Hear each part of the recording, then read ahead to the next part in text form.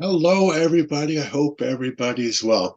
If I do say so myself, I think 2023 has been very busy with a plenty of new offerings from classic bands, such as Styx and Eloy come to mind, and modern artists just in the first half of the year. But the biggest surprise to me has been the number of amazing debut albums so far this year. And we have another one to add to that list with Opus from American prog metal group Nospūn. I'm laser focused with no target, shooting blindly in the dark. Out of tune with my inner muse, a destination without a start.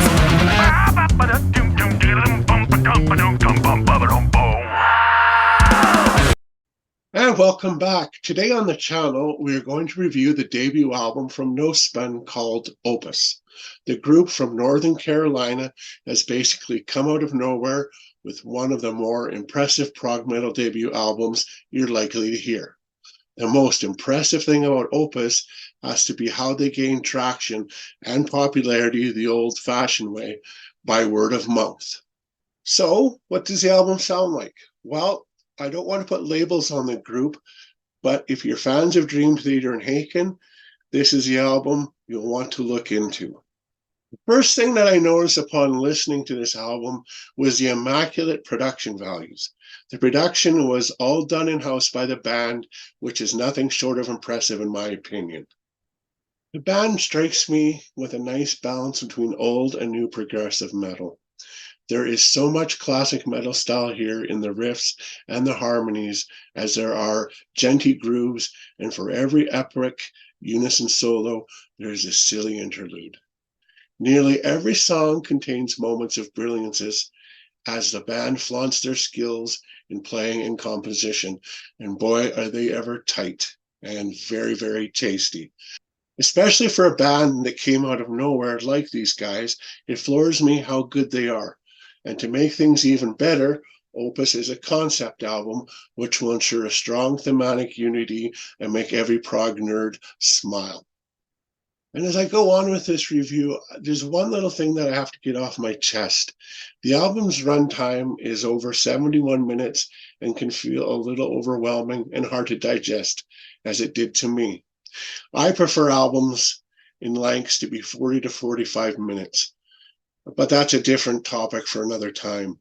All in all, I did find Opus an extremely easy album to follow and digest, but your mileage may differ from mine. The first couple of songs work really well together. In classic concept album fashion, Opus starts with a short conceptual opener, The House at the End, followed by an instrumental overture called Implosion Overture. And is it ever a great way to kick off this album? You can immediately tell these guys can play and how hard they have practiced over the years. All the amounts are here. Brilliant fretwork on the guitars by James Nelson, explosive drums from Paul Wood, and complicated bass lines from one Cole Millward. All right, the first main track is called The Death of Simpson, and it starts to lay out the story both lyrically and musically, with vocalist Phil Rich displaying a dramatic range that fits perfectly with the music. The Death of Simpson is a brooding epic with engaging vocal hooks and two climaxes. It does really well at building and releasing tension. With the a cappella section building to the second climax, it is especially a standout moment on the album. Following The Death of Simpson, we have two songs called Dance With Me and Tougher Love. Both Dance With Me and Tougher Love are songs that build up to a climax in a very natural progressive way, along many well integrated twists. They do a great job at changing the feeling of the album.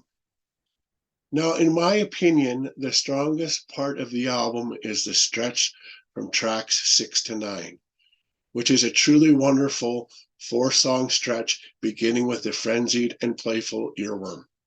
And this is my personal pick for album standout, as well as And Then There Was One, which is somewhat of a laid back and features the most singable chorus on the record.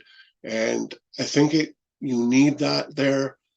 after the frenziness of Earthworm, and then you get into the next song, the 40 printing, which is a pretty much a wild instrumental. So you need that breather room. Like I said, 40 printing is a wild instrumental with some of the most incredible musical and heaviness you will hear. And what would a prog album be without a long epic, which will get in with the realm of possibility. The album closes in an epic fashion by wrapping things up with the house at the beginning. Now, of course, there are a lot of noticeable influences. You can definitely hear Dream Theater at times or Haken at other times, but the band are also able to mold those into their own sound as the album continues from one song to the next. Now, I'm wondering, will we get a physical copy of the album, whether it be CD, vinyl, or both?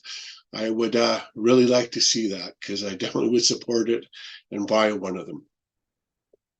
Now, in closing, Opus is one of the best albums to come out this year, hands down, and you can expect to see it on a lot of best end of the year lists.